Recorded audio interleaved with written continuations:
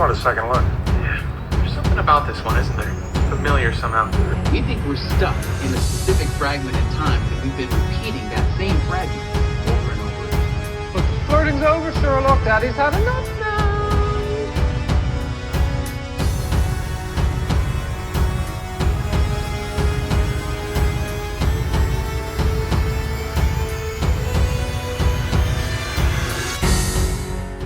Hello and welcome to You've Seen It Before, TV Reviews Connections of Mind.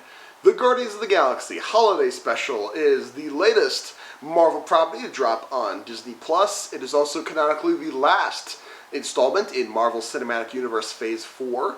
And this is once again directed by James Gunn and stars all of the Guardians of the Galaxy minus Gamora. You got, Chris Pratt, Dave Bautista, Bradley Cooper, Vin Diesel, all the others. And this special sees the Guardians mulling around the world of nowhere, and Peter Quill is got a bit of the holiday blues. It's Christmas time on Earth, and Mantis takes it upon herself to reinstill the magic of Christmas in Peter's life. And so she and Drax go to Earth in order to pick Quill up a Christmas present, namely the great hero known as Kevin Bacon.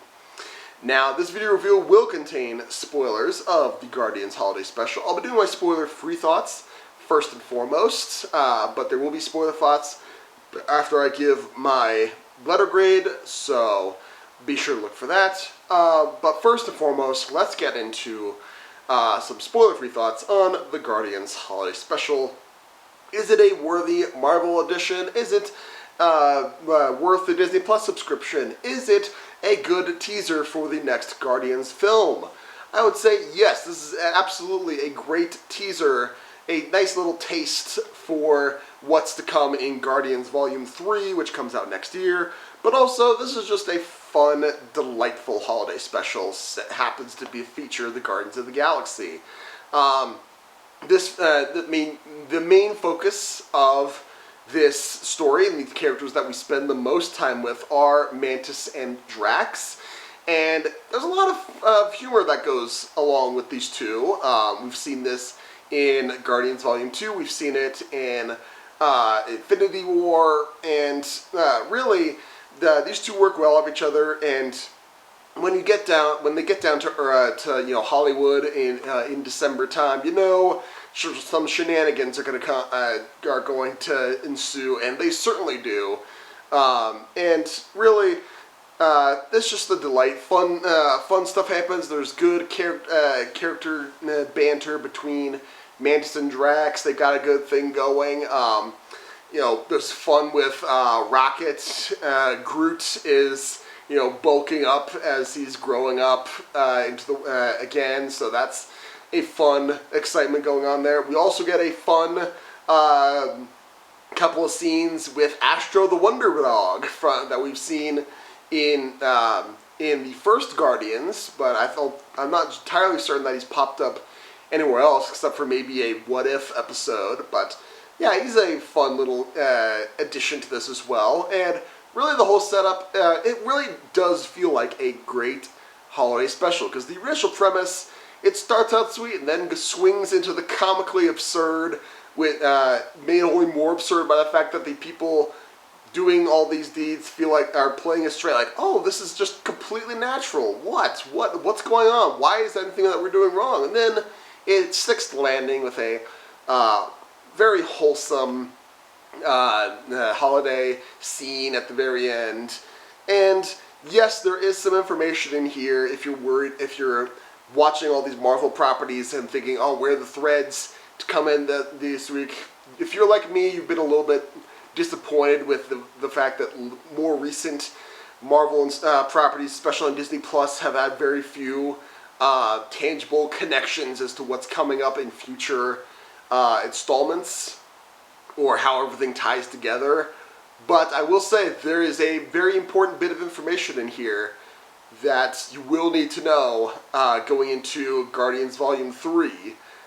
But really that's the only thing that you do need to know going into this, because really this set out to be a very, I won't say standard, but it went to check all the check boxes of a holiday special, but just give it its own Marvel, and Guardians of the Galaxy flair to it, and it successfully does that, I think.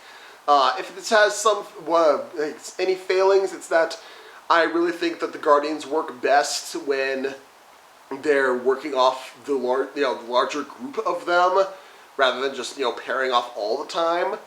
So from that sense, I think that this could have been better and have us had more banter between Peter and Rocket, or Nebula and Mantis, or something. Just have those kinds of things. Really, the main focus of this special is between Mantis and Drax, and they're not bad, but I wish we could have gotten more and other of that interaction.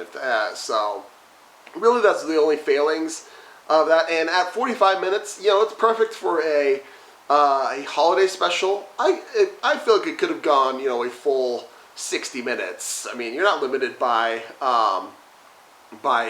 network timing things, unless they made it so that it will be aired on network TV at some point.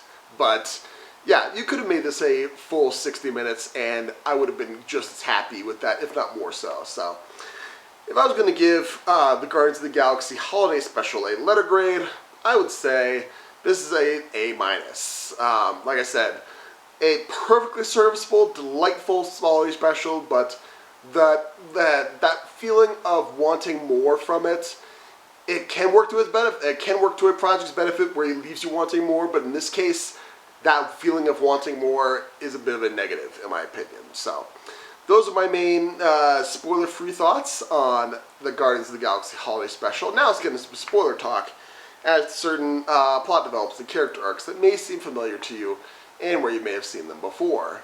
As far as connections to other things, and like I said, this special definitely checked the boxes of things to do in a holiday special, and it certainly did that by hitting a couple of the same tropes that other holiday, and Christmas movies have done before. Specifically, kidnapping Kevin Bacon by two people who want to instill the meaning of Christmas without really knowing the meaning of Christmas, or knowing that, kidnapping someone is not the best way to do that. That just made me think of The Nightmare Before Christmas, when, the three kids are kidnapping Santa and bringing him back to Halloween Town. That's kind of that just made give me vibes of that. Except, Santa didn't have the benefit of powers to brainwash the kidnapper, the kidnappee that way. Or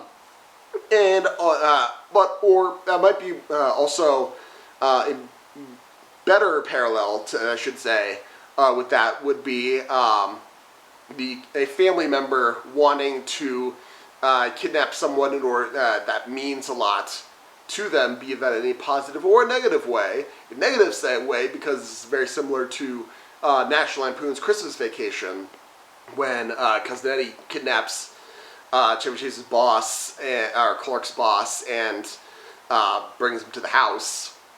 There's that. And of course, family member brings me to the main spoiler of the special. That is, Mantis is Peter Quill's half-sister. Cool. I mean, you could have told him that way earlier, but, I mean, we're learning now, so, awesome. We'll see how that plays out into Guardians 3, but I'm curious to see how it goes. I didn't think it was bad, but it's not like the huge mind-blowing moment that I'm sure some people will take it to be. But what did you think of the Guardians Holiday Special? Did you like it? Did you not like it? What about my analysis? Do you agree, disagree? Did I miss something? Let me know in the comments down below. Thank you so much for watching. I appreciate whatever audience I can get. Be sure to look for my next TV review, which will be for Andor Season 1, which hopefully should be up here shortly, as well as my next movie review, which will be for Avatar: The Way of Water, which comes out December 16th. Be sure to look for that. And if you liked this video or any other video on my channel, please give me a like, share, and especially subscribe. I would very much appreciate it. Again, thank you so much for watching, but just remember, there is nothing new under the sun. And yes, you have seen it before.